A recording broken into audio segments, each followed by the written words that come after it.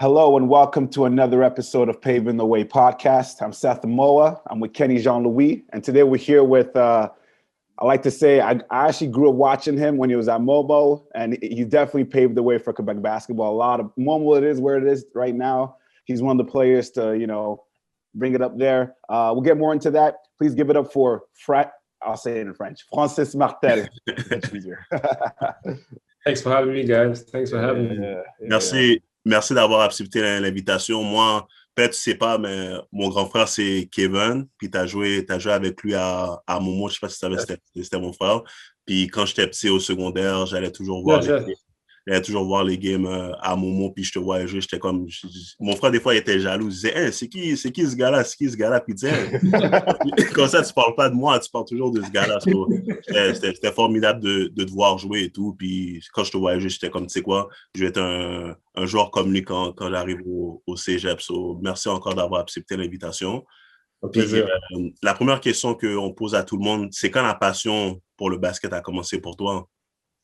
Moi, ça a commencé quand même, je pense que c'était aux alentours de 10 ans.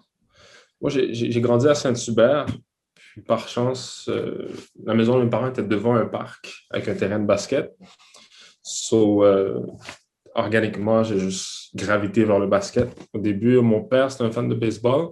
Il m'amenait voir les expos. Il faisait jouer au baseball aussi. Il y avait un terrain de baseball devant chez nous aussi. Mais éventuellement, moi et mes amis, on a tous gravité vers le basket. Puis c'est vraiment en jouant du street basketball que j'ai développé l'amour puis le basket. Puis par la suite, c'était mon parcours au Collège Charlemagne, Montmorency, Richmond, qui a continué mon parcours dans le basketball par la suite. Ouais. Did you play any other sport other than basketball? Yes, I played baseball first, then I played soccer for 2 years, and then it was basketball for the rest of my life after that. Do you think those sports helped you become the player that you were? Because you're very versatile and you did a lot of stuff on the court. So my thing was because when I was watching you, I remember you were running, jumping, defense, especially like crazy defense. And that's how I was like, did anything that you did when you were younger made you become that player, or was it just natural? It's hard to tell, but a lot of people say playing soccer could help your footwork. Mm-hmm. They say baseball helps hand-eye coordination, Mm-hmm. So I don't know exactly, but I'm sure somewhere it helped. But I mean, I think there's been a lot of studies that like at a young age, the more sports you play, the better you're going to be at these footwork, hand-eye coordination, anticipation, and all that stuff. So maybe it did help, yeah. Et ta première vraie équipe, c'était quoi, au primaire, secondaire? Le basket, la première fois que j'ai joué dans une équipe, c'était au Collège Charlemagne, en secondaire 1. C'est vraiment là que j'ai appris à jouer du basket structuré. Avant, c'était au parc. Puis on regardait les vidéos de, je ne sais pas si vous vous rappelez, N1 Mixtape. C'était pas du basket structuré, là. C'était beaucoup de dribbles. Were you good when you started? Like when you were on the team, or were you not? I wasn't that good. No, I was just a bit taller. I had some athleticism. I had a handle, but I didn't know the structural play. I didn't know, I didn't understand the game of basketball, Yeah. So that's something I really had to work on my first few years. I remember in one of my first few games, the coach, I think it was at halftime, came up to me. He gave me a piece of paper, and it was like 13 bars on it, And I looked at it, and he looked at me. You know what that is? I'm like, what? Do I have 13 points? He said, nope. Do I have 13 rebounds? Nope. You have 13 turnovers in one half. So I was like, oh, damn. I didn't even realize, I was just playing ball. I wasn't used to structured basketball. So at that point, I had to really start playing ball with a head on my shoulder. It's one thing to know how to dribble, to shoot, and score, but you have to be able to play within the system. Mm. And what were you doing to, I guess, get better every, year when you were in high school? I love going to the park. It was in front of my house, so that was a bit of an advantage I had there. I used to work on my handle my shot. Used to work on my mon impulsion. How to jump higher, you know. So I used to do the programs. I don't know if you guys remember the Air Alert. Yeah. These programs helped a lot of ball players, man. Yeah. So I started with these, just the basics. And after that, it was just repetition. Try to play as much ball as possible, you know, just because the more games you play, the more you build reflexes and you learn how to play the game as a team, you know. Just spend like hours just working on your handle by yourself. You become a good individual player, but in a system, you're not going to be able to perform as well, you know? So just go to the court every night, try to stay on the court. Of course, when you lost, you have to get off and wait for your next. But I would stay there till late, and the next day, same thing. Go to the court in the evening, play as many games as I could. And that's how you basically build your basketball knowledge as well. Yeah. At what age, around what time did you know that you could play at the next level? Around, you were like, you know what, maybe I got the skills to go play college, you know? I mean, it was like I was playing at the court, and at 13 years old, I was just like, it was the older guys playing, you know? So they would play on the court. And you guys know, when you play street ball, sometimes the guys are on the other side of the court and the younger guys go shoot on the other side, you know? And then they come back, you have to run off the court because you don't want to get, you know? So we used to do that. Then one time I just like took off and dunked, you know? And everything stopped, the whole court. Everyone was like, what? What did he just do? Like, these are the young kids that are not playing the games. They're just watching us play. And everyone was like so surprised. And that's when I realized, okay, I'm 13 years old. All these like older kids that are 18, 19, 20, they can't even dunk. And I'm able to do that, you know? So that's when I realized, okay, maybe I'm onto something. I have to take this basketball stuff seriously now. Yeah. OK. Puis on sait que tu as été à Momo. Pourquoi Momo, on sait? C'est parce que la rive sud, Momo, c'est à l'autre bout. Yeah. J'étais fou. No, it was an interesting decision on my part. Back at Charlemagne, South Shore, I was getting recruited by Edouard Montpetit Champlain, the two CJEPs on South Shore, which made sense. Edouard Montpetit recruited me, but not aggressively, you know. And at the time, I felt a bit offended by that. I was like, why isn't he showing me more interest, you know? Champlain is showing me more interest, but they're like the better program, you know? And when Guy Parizeau, at the time he was coaching at Momo, came to see me, it's the small details, but it's crazy. It made a difference. He took me out to lunch. And to be honest, that made a difference. And like now thinking back, it was a cheap restaurant. Like, bro,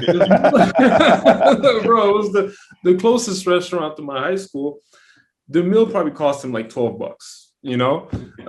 Chicken, rice, it wasn't even that good, but he took me out to eat, took the time, sat down with me. My coach was there with us. He asked him, what do you see Francis? What do you honestly think his potential is? He said, mid D1. I really think he could go to a mid D1 school. High D1, I'm not sure yet, but he was honest about that. And to me, that meant a lot. But just the time, you know, and obviously, Edouard, Champlain, and Momo. Edouard, Champlain have the edge. They were like 10 minutes away from my house, you know? But just that, I was like, you know what? I'm willing to do the hour and a half to go to Momo. Because I like this coach, and I did like Momo had a good team too. You know, they had a really good program as well. But that was really what made the difference. I remember I had went to Edouard Montpetit. He recruited me and took me to his office. At the time, you're young, you know, like these little things impact you. But he gave me an apple, and I swear, like in my mind, it was like Momo took me out to lunch. An apple. And that made the big difference. So at the time, like you're young, you see these things, you feel like this coach wants you more and his program is better. So I'm going to just sacrifice to make it happen at his school. So I know like my first 2 years at Momo was tough because there was no metro back then.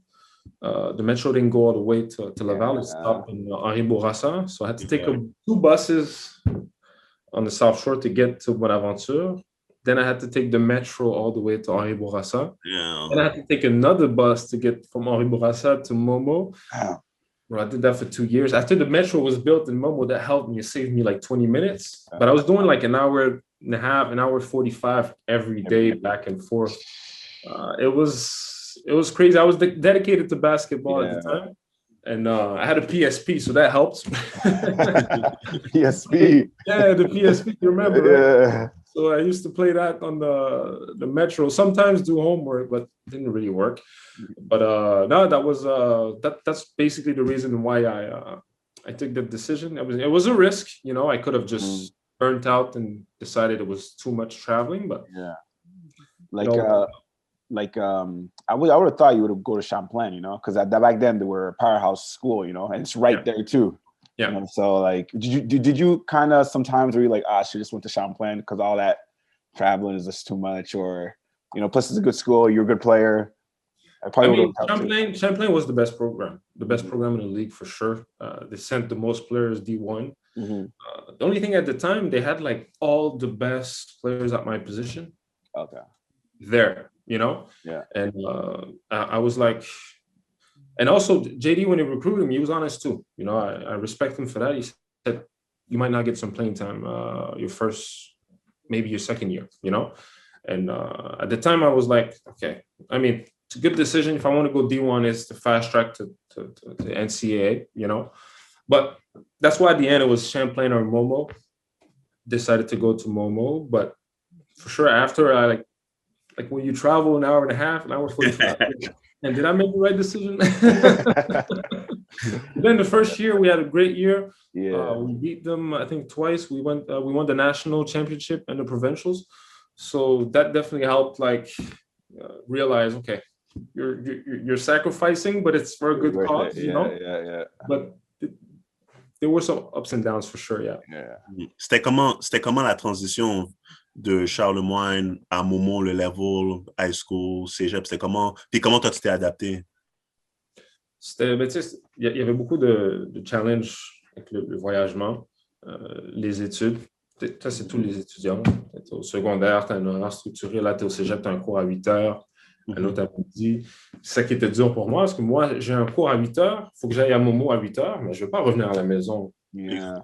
Alors, je reste là-bas toute la journée. So, je suis des amis qui avaient des appartements en résidence. Je passais du temps là-bas, j'étudiais, j'essayais d'être focus, je m'entraînais, mais je passais toutes mes journées là-bas. You know? So ça, c'était un challenge. Aussi, la game est différente. Secondaire, Charlemagne, j'étais la star, je scorais 25-30 points par game. Puis j'arrive à Momo. Il y a d'autres stars. Il y a des gars qui ça fait 3 ans qui sont là. Il y a plusieurs gars qui sont joués D1. So, je n'ai pas eu mon playing time tout de suite, mais c'est une game d'équipe. J'ai pris mon rôle ma première année. On a gagné. Puis après ça, c'est continuer de travailler sur ta game, puis évoluer ton rôle au sein de l'équipe à travers les années.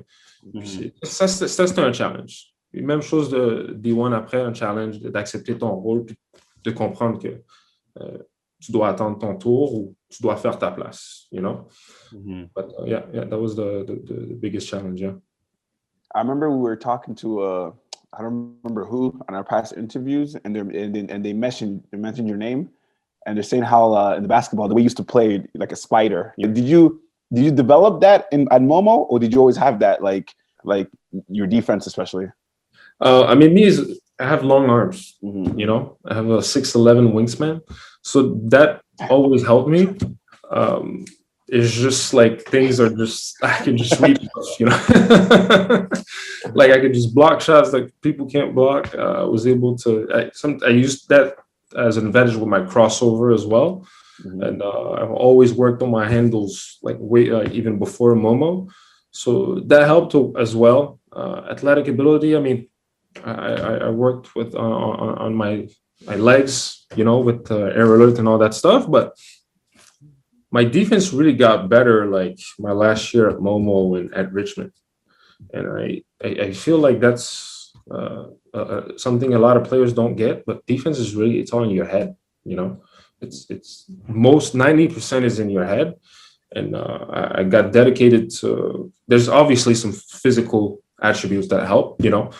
So I worked on my core a lot, on my legs, but because if you get on the court every day and you give it your all, and you really push to have that lateral movement very fast, you're going to become faster. You will. And I got to a point where I was at Richmond, no one could get past me. I was like as fast laterally as I was, you know, and that took years to build, but it all started in my head, like every day in practice. Even our little point guard, which was one of the leading scorers in Richmond history, he couldn't get past me, you know. Obviously, the long arms helped a little bit, but I gave it my all every day to make sure I was really fast laterally. And and it's funny, you guys say like I was a good defender, but one of the reasons why Edouard Montpetit didn't really want me, and I felt it, that there's a reason why, he didn't really want me. And he did say it to my coach, didn't say it to me, is because I wasn't a good defender. But I was a really good athlete. Yeah.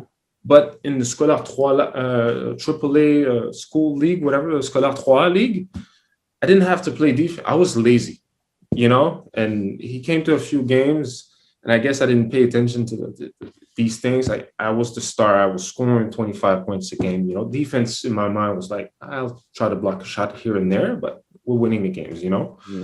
But I was a really bad defender in high school. And with all the athletic ability that I had no excuse, you know? So that's, I mean, it's funny you talk about it, because it's really like, that explains why it's all in your head, you know? And the day I made that switch is when I got to Momo. Marc Davidville was one of the older guys on the team, and he was the best defender in the league, you know? So we go against this guy every day, and this guy teaches you his mentality.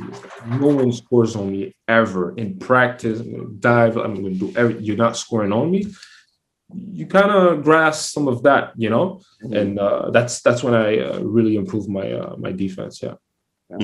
Ça, t'as dit, lui, c'était comment jouer avec tous ces gars-là qui ont été après D1? Parce que durant tes années, tu as joué avec Hicham, tu as joué avec le gars que tu viens de nommer. C'était comment les pratiques? C'était quoi tes best memories à moment avant qu'on commence à parler de ton expérience D1? C'était compétitif. C'était compétitif. Ça, je te le dis tous les jours. Il y avait de la compétition qui se faisait.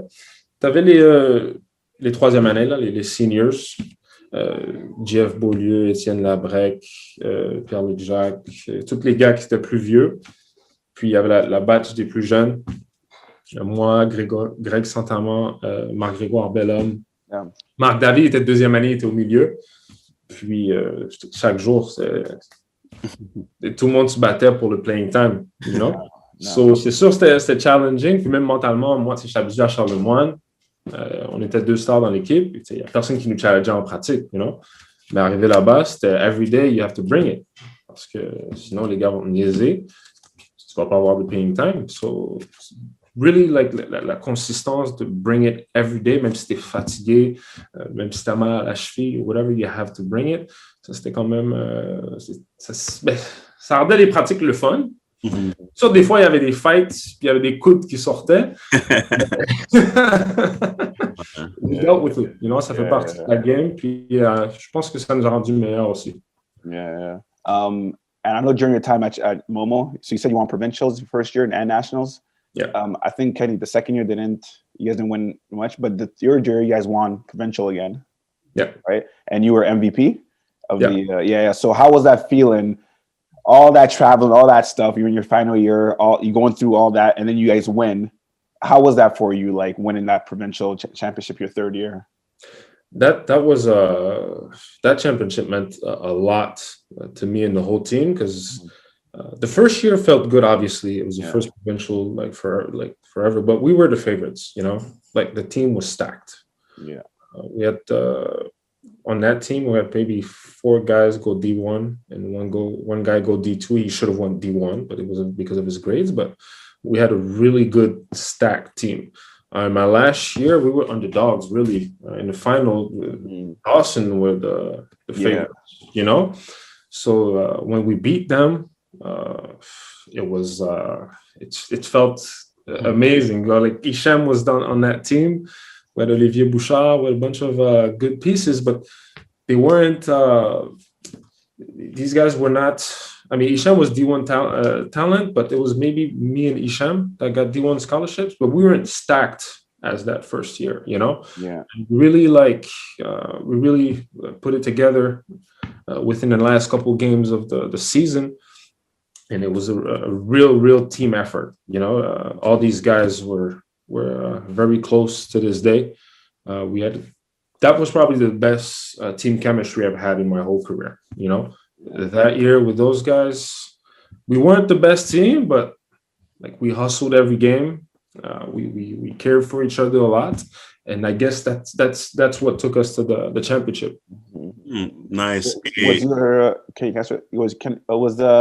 that year you guys won? What was the Provincials? Was that Vanier? At Vanier, yeah. I was there. I remember that game. That was against you guys.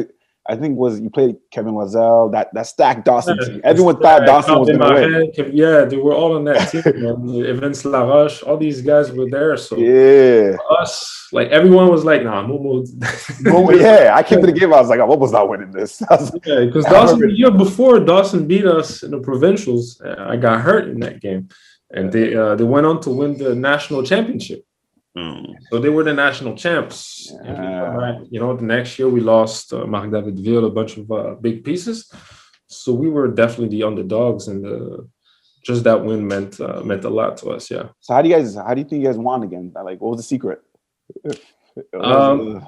I have to give credit to our coaches for that. Obviously, like I said, our chemistry was very strong, but our coaches, they made some last minute adjustments. Like 5 minutes before the game, and they just put Vincent Lanto in the middle of a 1-3-1 zone. And I guess Dawson they didn't know what to do. Yeah, they put me in the back, my long arm, so I was like anticipating all the passes, and Vincent Lanto just in the middle just bothered their whole offense, you know? And it worked like wonders. It worked perfectly. And that was a great game plan we had. And Olivier Bouchard had a great game. He was the leader of our team, you know, the captain. And he a couple games, like just before the provincial, we used to do these rituals. Like we used to go all the whole team, and that was his idea. He used to everyone had to go. We all went to a Chinese restaurant in Côte des Neiges, and we just ate there before the game. You would think that would be a bad idea, like eating Chinese food for a big game. Wow. Well, what are we thinking? But it was like, no, it doesn't matter. Our stomachs don't matter. It's all about our heads. This is what matters. And we did this every game in the provincials. Eat a bunch of Chinese food. Wow. I don't recommend this. For us that year, it worked. And it's just, I guess, got us closer. And also, I guess it got us to just calm down a little bit, not stress too much about the game, just be with each other, you know. And I guess that was one of our secrets that worked that year. Nice. Et à quel moment le recrutement a commencé pour toi? Pour Division 1? Oui, Division 1, exactement. Moi, mon recrutement, c'était plus avec Sun Youth. J'avais eu plus de looks avec Sun Youth pendant l'été. J'avais eu quelques universités qui m'avaient vu à travers Richmond, mais la plupart, c'était avec Sun Youth l'été. L'été, entre ma première et deuxième année, c'est là que j'ai commencé à bien jouer. Puis, Richmond m'avait vu à un tournoi à West Virginia. On faisait des tournois tout l'été, AAU basketball, as you guys know. On fait des tournois, whatever, and I had a really good game in front of a lot of coaches. And that's where they saw me, and they kept on following up. So, ils sont revenus voir quelques games. Puis, à partir de là, ils m'ont offert un scholarship ma deuxième année. Yeah. Were you always thinking, did you have other recruitment, like other schools you want to go to, or was Richmond your first? I had a couple other schools, but Richmond was the most interesting because I always factored in the academics. I saw it was an opportunity to get into a good school. I had Iowa was the biggest school, and Penn State were the biggest school, like looking at me, but they didn't offer me scholarships. Okay. I had George Mason too at the time, looking at me. But the ones that offered me scholarships were Richmond, Longwood, Fairfield, and I can't remember the other one. So out of those schools, obviously Richmond was better conference, better academics. So at that point, it was a no-brainer to pick the Spiders. Yeah. Mm-hmm. T'as combien ta deuxième année ou troisième année? Parce que t'as dit que... Ouais, non, c'est vrai, t'as raison. Ça fait longtemps quand même. Ma troisième année, début troisième année que j'ai commis. Okay. C'était l'été entre ma deuxième et troisième qui m'ont vu. Ouais, that's it. OK. Puis c'était comment la transition quand, OK, t'as fini le Provincials, après, là, c'est le temps de te préparer pour aller au States. C'était comment la transition de l'été à ta première année à Richmond? J'étais allé l'été à Richmond pour me préparer. So, il y avait un genre de programme pour les freshmen. On t'arrive là 3-4 mois avant la session d'automne. So, j'ai passé tout l'été là-bas. Ça m'a grandement aidé parce que moi, je n'étais pas anglophone. J'arrivais là-bas, puis je comprenais l'anglais, mais je ne le parlais pas bien. Puis, c'est différent. Je suis allé à l'école toute ma vie en français. Puis là, la première fois que tu es à l'école en anglais, c'est à l'université aux États-Unis, dans un top school aux States. You know? C'est beaucoup de choses en même temps que je dois apprendre à écrire des dissertations en anglais. Je dois écouter des cours d'anglais tout le long. Puis, je me rappelle, mes premiers cours en anglais, c'était difficile. Je faisais des erreurs que comme le professeur me disait où est-ce que tu as appris à écrire en anglais? J'avais écrit dans mes textes, j'écrivais des affaires comme ain't, A-I-N-T. You know, c'est slang. Les gars de l'équipe me niaisaient parce que mon roommate, c'est un gars d'Atlanta, so il parlait super slang. Peut-être, like, I learned how to speak English.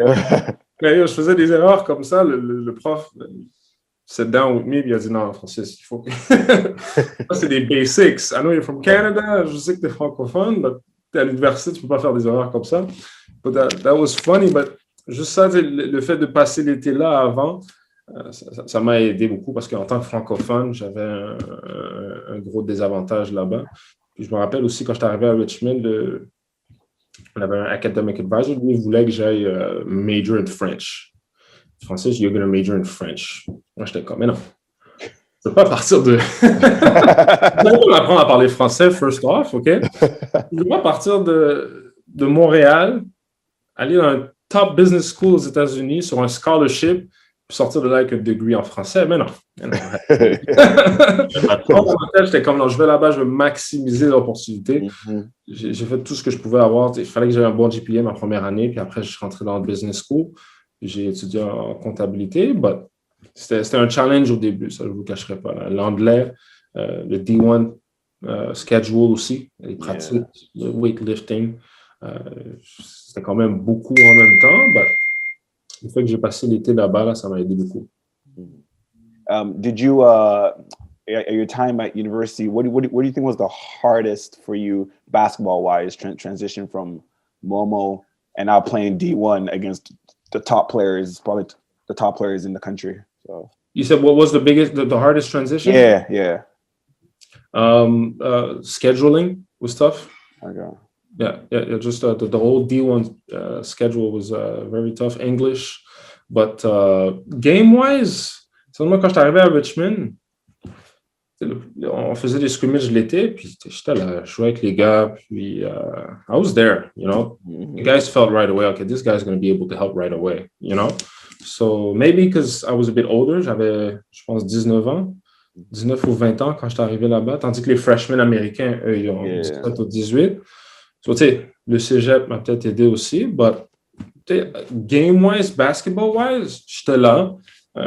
C'est sûr que quand tu arrives D1, il y a un step-up côté musculation, conditionnement, tout ça.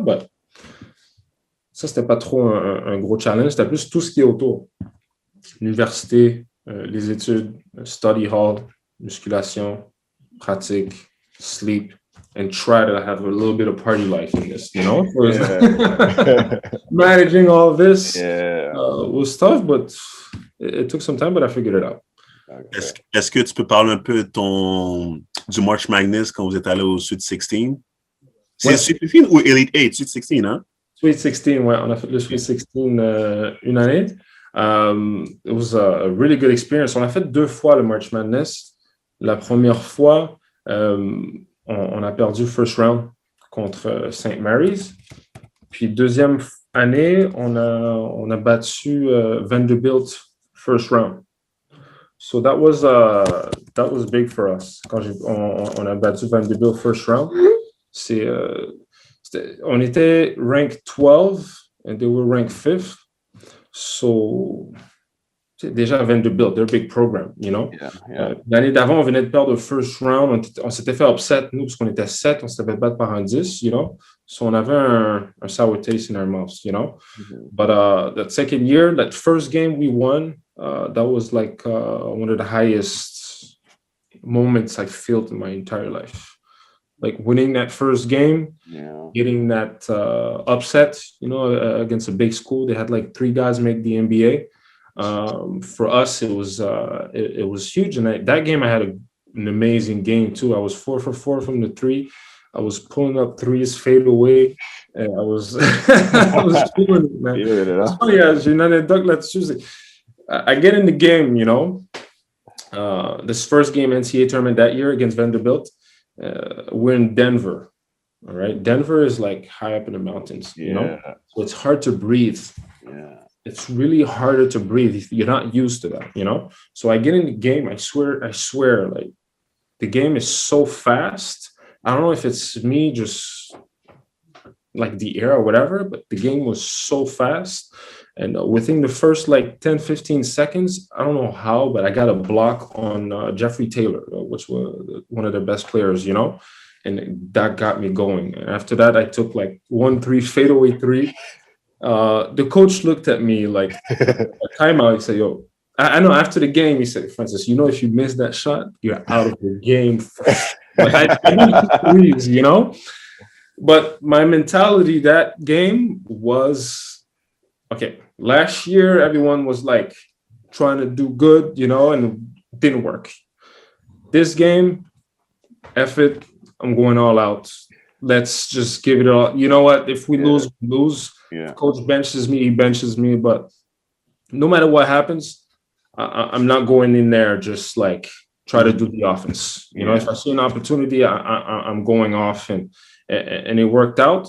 And we ended up winning by like 2 or 3 points, but it was a close game, and we got them out of the tournament. The next round we played against Kenneth Farid, Moorhead State. Yeah. In the third round we played Kansas. Yeah. Kansas, the Jayhawks, and then we lost against the Jayhawks. Yeah. Il y avait qui dans Kansas cette année-là? Ah, ils avaient un bon squad. Ils avaient les Morris Twins. Oh shit! Oh, damn, okay. Big. Il y avait Thomas Robinson. Il a joué dans l'NBA. Je ne suis pas sûr qu'il est dans l'NBA aujourd'hui, mais il est un big athlete. Il y avait aussi John Shelby. Il y avait d'autres joueurs qui étaient très, très forts, qui n'ont pas fait l'NBA, mais pas longtemps, mais ils ont fait la NBA. Mais ils étaient... These guys were like... Different, huh? Yeah, on the court, les gars, ils étaient forts. Puis c'est drôle aussi, cette game-là, une autre anecdote. C'est juste avant la game, on est dans le couloir, huddle, you know. Puis les Morris Twins commencent à nous pousser. On commence à se battre pratiquement dans le way, you know. And that's when I realized, okay, these guys, they did that because they had to get going. They say Kansas Jayhawks, they're going in the Sweet 16, they're playing against Richmond. Pour eux, c'est comme, ils sont pas motivés, but that's how they got motivated. And to this day, I still believe that's where we lost the game. Mm-hmm. Mentally, in that hallway, these guys bullied us, and we weren't ready for that. We didn't expect that, you know? Like, who does that? When does that happen, you know? Yeah. And if they got going, I guess we got a bit intimidated, and we were, like, just thrown off, and that gave them the edge for the entire game, yeah. Yeah. I know your senior game, you had a big dunk that made TSN Sportsnet top play. Highlights. Yes, that was that's a good anecdote too. Ça, c'est mes 2 derniers points à Richmond de ma carrière. Oh, OK. Yeah, c'était ma dernière game de la saison à Richmond. Mes parents sont venus du Canada. Ils sont là à la game. I'm not having a really good game. Puis là, il reste quelques minutes. J'ai juste dit, you know what? Il reste comme 2-3 minutes à la game. J'ai comme 4 fautes. I go up, I dunk on him, I get a technical foul, and I got thrown out of the game. On that play, standing ovation, all the fans get up. Wow, like crazy. It's my last 2 points of my career. And I get thrown off the game on that play. It was a special moment. And my parents were there. It was I still remember like it was yesterday. It was crazy. Okay. And also, how do you feel to see now another Canadian on Richmond right now doing, I guess, great? Yes, I'm very happy. Nathan Caillou, c'est un super bon joueur, un bon produit de Montréal. Puis je me rappelle quand Richmond l'a recruté, il m'avait demandé d'aider un peu avec le processus. J'avais parlé à Nathan, puis je lui ai dit, regarde, Richmond, c'est un super bon programme. Ça fait 4 ans qu'il est là. He's doing great. He's a great player. Big part of the team now. I think he's one of the top 3 scorers this year. So he's having a good senior year. We don't know if he's going to stay for a 5th year next year. Mais c'est sûr que moi, j'ai toujours suivi les Richmond Spiders. Mais là, je les suis encore plus. Il y a Nathan qui est dans l'équipe. So à chaque game, je checké le box score. Comment Nate il a joué. Je vais toujours checker un peu plus. Mais ça me rend fier qu'il y ait un autre Montréalais.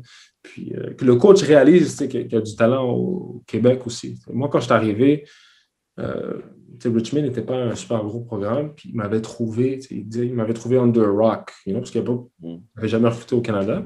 Mais là, le fait que depuis que je suis parti, il y en a 2 ou 3 autres qui sont allés là-bas, des Canadiens. Puis Nate, c'est le 2e Montréalais.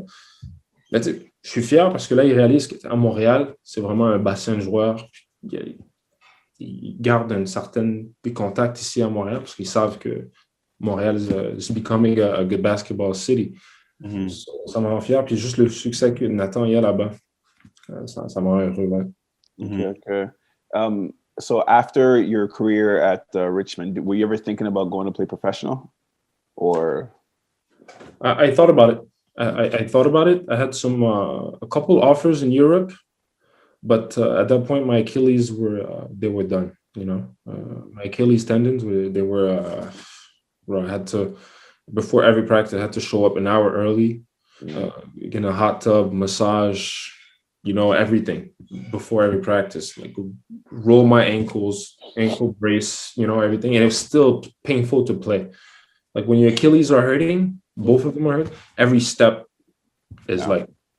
It's painful, you wake up in the morning, you have a hard time walking, you have to stretch all the time. So at that point, I realized that's when I made the decision to go in career right away instead of keeping on playing basketball. Because the way I saw it, basketball is a depreciating career. That means over time, your value goes down, you get older, you hurt, or, so it's only going to go down, But if you get in the working world, the business world, whatever, then it's an appreciating career. You get experience, you get knowledge, you get better. 10 years in the future, you're actually worth a lot more. You can, The only way you could use basketball long term is if you want to coach after. You know what I mean? As an appreciation factor. Because as a player, obviously, with time, you're going to decrease in value. So I was like, I knew I didn't want to really coach. So I decided to go, you know what? You have an accounting degree from one of the top business schools in the U.S. I took advantage of that. I found a job in an accounting firm in the U.S. And I worked there for a couple years, yeah. Okay. And we all know, like you said, you were a great basketball player, and now you're a real estate agent. How did you make that transition from, I guess, basketball, then you say you were working, and after that, you went to real estate agent. So, c'était comment la transition, puis pourquoi tu as décidé, tu sais quoi, je vais être un real estate agent? C'est ça. Au début, j'étais comptable. Je travaillais dans un cubicule, comptabilité. It's fine. It's a good career, you know. Ça paye les billes. Si tu restes là longtemps, tu vas faire beaucoup d'argent après 10-15 ans. OK? Mais tu sais, moi, je suis un joueur de basket. Je suis habitué de travailler pour mes résultats. Tu sais, quand tu joues au basket, un été, tu travailles sur ta game, tu vas voir les résultats sur le terrain en septembre, tu comprends? Yeah. Moi, la comptabilité, it was fine. I was decent at it. I kind of liked it, but I wasn't in love. Puis c'est là que j'ai commencé à investir on the side. Parce que, tu sais, moi, I need to be active. You know, je ne peux pas travailler. Puis des fois, en comptabilité, quand c'est dépendant de la saison, je te jure, il y avait des semaines où est-ce que je travaillais 1 heure. Tu sais, pendant l'été, quand il n'y a rien, il n'y a pas de job, Yeah. tu dois quand même aller à ton travail, puis sit there. Mais tu sais, moi, j'étais comme, non, je ne peux pas gaspiller tout ce temps-là. So, tu sais, je commençais à Google how to make money on the side. Like, how can I use my brain even after work? Tu finis le travail à 4 heures. Moi, j'étais à Richmond. J'habite encore à Richmond, mais je n'ai pas beaucoup d'amis. I'm by myself there. You know, tous les amis du college sont soit en train de jouer overseas, ou sont retournés chez eux. So, j'ai beaucoup de temps entre 4h et 11h le soir à rien faire. So, j'ai commencé à investir, aller dans les meetings d'investisseurs immobiliers. J'ai commencé à faire de la prospection pour d'autres investisseurs. But just get to know real estate. Et après 2 ans, j'ai décidé de revenir à Montréal puis de me lancer 100% dans l'immobilier en prenant ma licence de courtier immobilier. Ça, je ne le regrette pas aujourd'hui parce que je préfère un job qui est plus results-oriented. You know, parce que I know I can work. I know if I work harder, I will get more. And this is exactly what real estate is. Like, if you want to spend more on your marketing, you're going to get more clients. If you want to put in more hours, you're going to have more results. You're going to close more deals. If you're willing to do the extra mile and give a really good service, you're going to get referrals. So the harder you work, the more you build your business, the more you get down the road, which is not 10 years from now, you know? So you can actually control a little bit your income in that sense. Tu sais, moi, avec mon mentalité, j'étais comme, non, that's more me. The comptabilité, you really have to pay your dues. You start after 3-4 years, they give you you can move up, you can become a supervisor, then year 8, manager, and then year 12, partner, you know? J'étais comme, man, non, je peux pas, first off, I'm not in love with it. I need something that's going to drive me, push me every day. So first I got involved in investing part-time while I was in the States. I bought a duplex there. I flipped a couple of houses with a partner. When I came back, I got my license, but I kept investing. So j'ai commencé en tant qu'investisseur, j'ai pris ma licence après, but I still do both. I invest as much as I can. I love buying houses, renovating them, making them nicer, increasing the rents, and just having renovation projects. But I love also selling houses and helping friends buy houses and plexes and stuff like that. Yeah, so.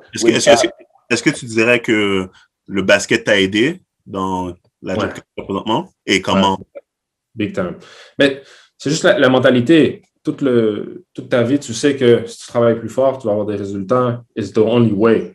Tu ne vas pas avoir de résultats si tu ne travailles pas plus fort. Tout le monde, si tu joues au basket, tu penses que tu vas être meilleur sans travailler plus fort, mais tu ne vas pas jouer longtemps. Tu vas très vite réaliser que non, ça ne marche pas comme ça. Puis, c'est juste cette mentalité-là. Puis tu le vois aussi beaucoup dans le domaine. Je garde les top courtiers à Remax ou d'autres bannières. Puis, il y en a beaucoup qui c'est des anciens athlètes. C'est pas juste du basket, mais des joueurs de soccer. Il y en a qui c'est des athlètes olympiques. Il y a beaucoup qui c'est des anciens athlètes qui ont sûrement tous eu la même réflexion que pour eux, c'est mieux d'aller dans une carrière qui est plus results-oriented. Tu es payé pour tes résultats et tu n'es pas payé pour ton temps. So, c'est sûr qu'en tant que courtier, ça me donne un edge. I think I work harder than a lot of agents. I think I have a long-term vision that some agents don't have. I use my accounting skills because that's what I studied, but le hustle mentality du joueur de basket, c'est ça qui me pousse tous les jours. Okay. When I'm trying to, so how come after Richmond, why didn't you come straight back to Canada? Why did you decide to stay there and work there? I tried to come back. Mm-hmm. I applied to jobs here, Okay. but in Montreal, you have a CV, they say, or a resume, and it says University of Richmond. They don't know. Yeah. They don't know what Richmond is. And even if you say top 10 business schools in the States, the big problem was the accounting guidelines in the States are different than in Canada. Okay. Over there, accounting is the US GAAP. Here, it's the IFRS. It's the same as the whole world. You know how the US is? Yeah. Fahrenheit, everyone else is Celsius.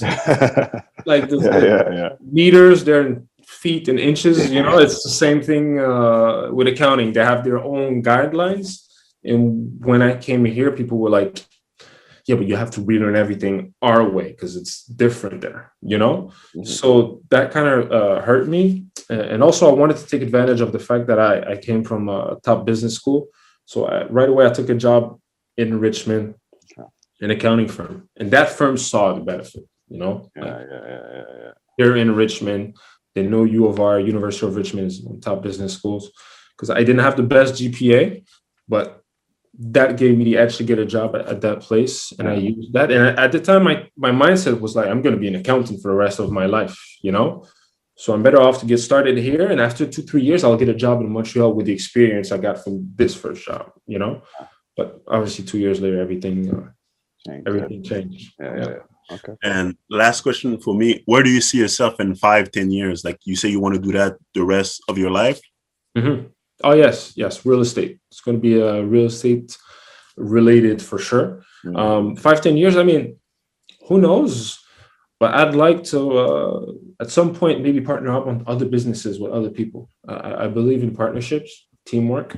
So I'm the real estate expert, you know, but maybe one day I'll own a restaurant with someone though. Mm-hmm. I don't want to have to learn everything from scratch in the restaurant business. I believe in specializing in one thing. Even in basketball, you know, if you're a jack of all trades, you're kind of like not really good or at anything, you know. But if you specialize in one thing, you become a great shot blocker, a great 3-point shooter is always going to be a spot for you.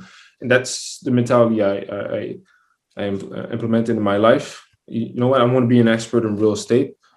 Obviously, I educate myself about stocks and other businesses, but real estate, I want to make sure I know as much as possible to be known as the expert in my network.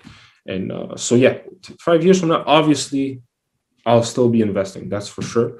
Real estate agent as well. That's the goal, you know, build a team and keep growing the business. And the only question mark is, am I going to have other businesses in other areas? I would love to.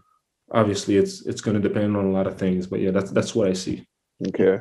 But before I ask my last question, I'll ask: do you give like classes or teach anything about real estate? You know, that people, in case we want to learn, like myself or even Kenny.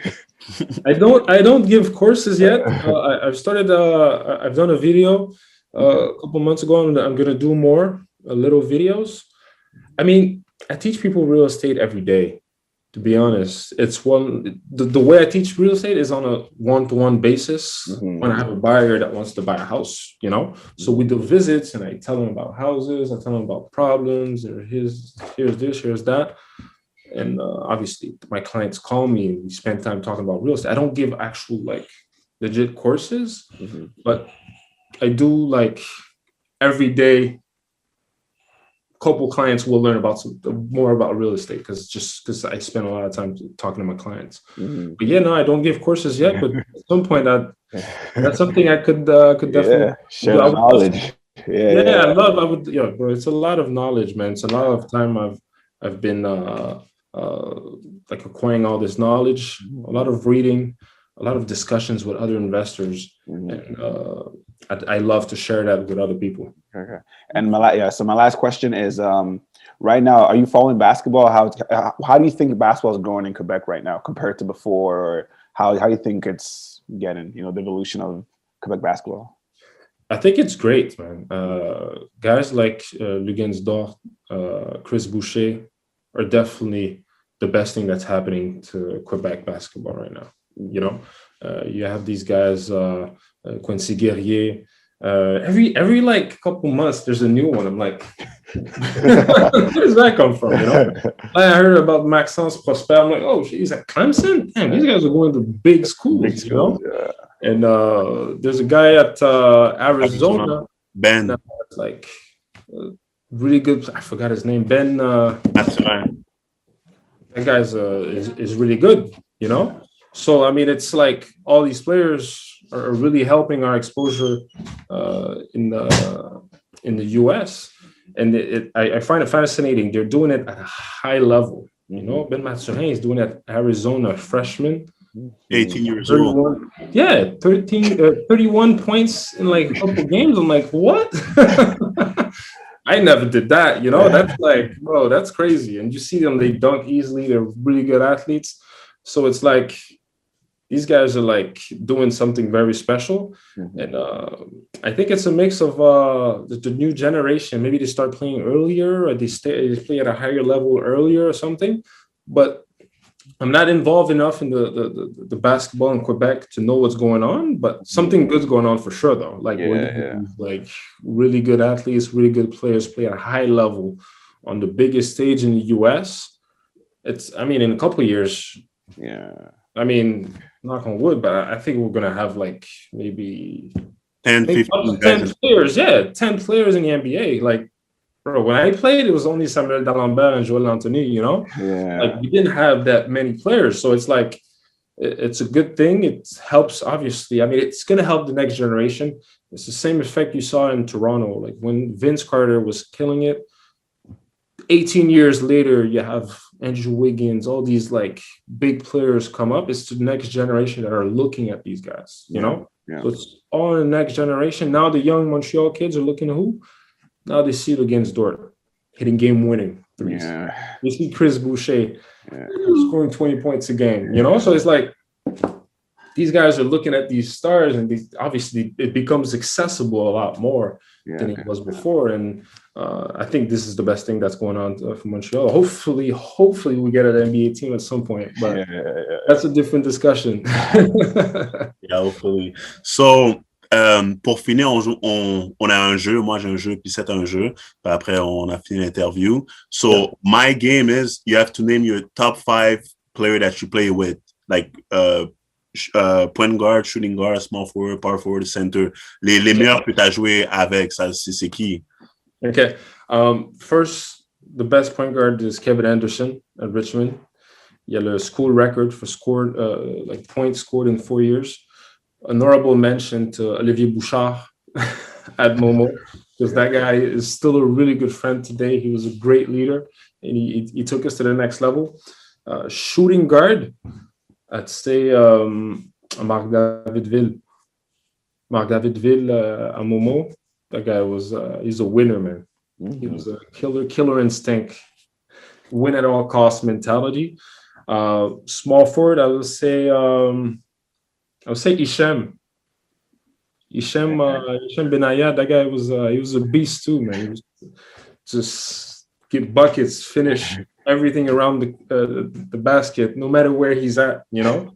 3-pointers at the corner. He's great small forward. Power forward, I have to go with Justin Harper at Richmond. He made it to the NBA. He played there for 2 years. Unfortunately, he didn't have a long career in the NBA, but he's still playing pro today. 6'10", great shooter, like really good touch, fadeaway jumpers, like you've never seen. Just didn't have for him. He wasn't like the big man that the NBA wants, like the big rebounder, shot blocker. So I guess for him, like if it was a different era, he would have a better career. But basketball-wise, he's the best power forward I've played with. And center position. That's a tough one. Center position. We had a good center at Richmond. D'Angelo, who was a good player. Vincent Locteau aussi at Momo. But I think the top one was Ali Kanan. I don't know if you guys remember Ali Kanan. He was a tall Arabic man that played just for my first year at Momo, but that guy was, he only played 1 year with us, and he went to play D2, but he didn't have the grades, because he would have played D1, but he was 6'11", really smooth player. So I would have to give that to him. Okay. My game is called Start, Bench, Cut. I'm going to give you 3 scenarios, and you got to start one, bench one, and cut one. Okay. All right. So the first scenario 1 is Provincial, your 3rd year. So win against Dawson, big upset. So that's a big game. I was there. And the second one is March Madness. Being able to go to the Sweet 16 that year for sure was big, because a lot of players that play basketball, March Madness is like it's the hype. It's ultimatum. So that's the second one, and the third one is, I'd say, making a decision to go to Momo. I'll say making a decision to go to Momo from the South Shore. So you got to start one, bench one, and cut one. Because if I cut the decision to Momo, who knows where I end up after? Who knows? But I'd say I would cut the decision to Momo, because I believe in my ability. If I went to Champlain, I would have found a way to make my place and earn a scholarship somehow. Start one, it's the March Madness, man. Yeah. The March Madness is the ultimate achievement in my career. I mean, especially the Sweet 16. It was something. Like, just like we go on the bus from the school to the airport, then you have police escort around the bus. You're like, what's going on? We're just college students, we don't really get paid for this. It's like police escorts around us. So it was like a crazy experience, and I would have to bench the provincial, but I mean, it's just because I have to, if I can start, I would start. But I have to give the edge to the March Madness, the Sweet 16 appearance. Yeah. Okay. C'est le fun de voir plusieurs perspectives à ce qu'on a parlé à Pierre-Marie, que lui aussi est allé au Sweet 16 avec Gonzaga. Puis il m'a dit, comme, quand il est allé au March Madness Sweet 16, il trouvait que c'était comme pas impressionnant. Comme tu vois, on dirait lui, il rêvait à plus. Puis quand il est allé, il trouvait que c'est juste ça. Puis là, on parle, exemple, à toi, que tu as été aussi au Sweet 16, puis toi, tu trouves que c'était comme, c'était big. C'est drôle. Mais c'est très intéressant que tu donnes ce point-là, parce que ça te démontre à quel point c'est vraiment tout dans la perspective. Yeah. Moi, on était à Richmond. Okay. La fois que Richmond a fait le tournament, c'était en 80 quelques, Juste le fait de faire le tournoi, puis tu le vois ça quand ils font le Selection Sunday. Yeah. Les grosses écoles comme Syracuse, Gonzaga, tout ça, ils sont pas contents. Ils sont comme, OK, on a fait le tournoi, mais on est supposé faire le tournoi chaque année. Il n'y a rien de spécial, Yeah. Et nous, les gars sautaient partout, puis on voulait être devant la caméra. So tu sais, c'est tout dans la perspective, puis les expectations. Nous, c'était comme juste le fait, on est au tournoi. It's crazy. Là, on avance, on beat des gros teams. Il y a plein de gars qui ont grandi aux États-Unis, puis qui sont comme, on regarde le March Madness chaque année, on vient de faire comme un genre de Cinderella upset. Pour eux, c'était comme, ils étaient aux anges. Puis it's all about perspective when we come from. But si c'est la même expérience, mais à Kansas, puis on perd au Sweet 16, on a foiré, tu comprends? On n'a pas eu une bonne saison. On est down, tu comprends? Mais it's all about perspective and the expectations. C'est tout. Quand le gars, notre point guard a hit la jump shot pour gagner contre Vanderbilt first round, il y a des vidéos au campus, tout le monde sautait. Mais tu sais, for our school, it meant a lot more than it meant for the guys at Vanderbilt to win that first game. So, c'est vraiment, ça dépend, it depends where you come from. Yeah. Okay. Well, Kenny, you good? Yeah, I'm good. Yeah, so Francis, for real, thank you for coming on here. We appreciate it, man. It's funny how you were talking about before how the next generation is looking at weekends, but players like you is what opened doors for people to be in the NBA now, like to be D1 and all these top schools, so your generation opened the doors, and then we just, my generation opened more doors, and now we have players. So like, that's why I want to have you on here, because you've definitely helped pave the way for Quebec That's basketball. what I was going to say. Is that where I say we paved the way a little bit? Yeah, definitely. Oh, for sure, man. You have to plug it in. It's the perfect moment. Yeah. It feels good. Thanks a lot for saying this, guys. I didn't make it to the NBA. I didn't dominate at Richmond. I was a really good role player, averaged like 25, 30 minutes a game. I didn't dominate. But just you saying that, if I help pave the way a little bit for someone else, bro, I'm happy, you know? It feels good to hear that. Thanks a lot. Sure, man. Thank you, man. Appreciate it, man. Yeah, merci d'avoir accepté l'invitation. Puis c'est sûr, il y a beaucoup de personnes qui vont regarder puis qui vont apprendre de toi puis qui vont apprendre de toi. Merci encore. It's a pleasure, guys. Right, thanks. Content de vous avoir vu. Ça fait plusieurs fois qu'on avait essayé de séduire, but we made it happen. It was worth it. I had a good time with you guys. Puis keep it up. You guys, what you guys are doing is amazing. We need that in Quebec for sure. Yeah, thanks. To everyone listening, don't forget to subscribe. Once again, I'm Seth Moa, Kenny Jean-Louis, and please stay tuned for our next episode.